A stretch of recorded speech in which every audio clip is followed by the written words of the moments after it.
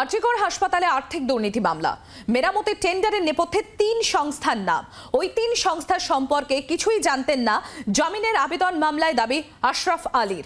তার সংস্থার সঙ্গে কোনো যোগ নেই দাবি আশরাফের। আরজিকর হাসপাতালে অতিরিক্ত নিরাপত্তা রক্ষী আশরাফ। বাইক পার্কিং এর দায়িত্বে থাকা কর্মীদের সিবিআই চাপ, নাম বলতে চাপ দিচ্ছে সিবিআই, দাবি আশরাফের।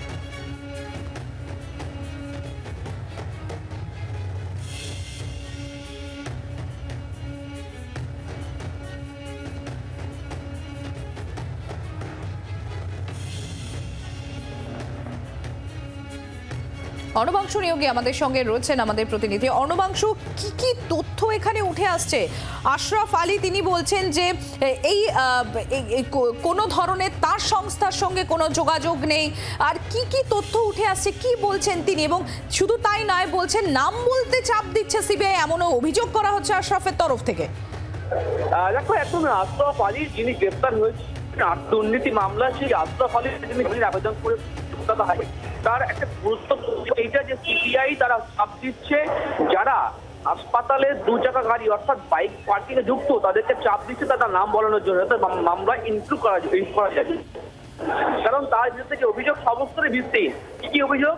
যে 3টে সংস্থা, যে সংস্থাগুলি হাসপাতালের রিনোভেশনের কাজ করেছে, তারা 14 লক্ষের বেশি টাকা তারা কিন্তু আর্থিক অর্থ নিয়েছে, সেটা সম্পূর্ণভাবে বেনিফিট করেছে। সেই সংস্থার সাথে তার কোনো যোগ নেই। এক, দ্বিতীয়ত গাড়ি পার্কিং এর তার কোনো যোগ নেই।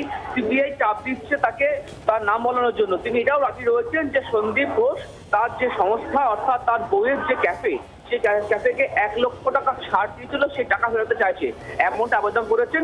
সেই মামলাটি খুব শীঘ্রই কলকাতা হাইকোর্টে শুনানি হবে। ধন্যবাদ অর্ণবাংশু। আপনাদের আরো একবার জানাবো, আরজিকর হাসপাতালে আর্থিক দুর্নীতি মামলা, সেখানে মেরামতির টেন্ডারের নেপথ্যে 3 সংস্থার নাম।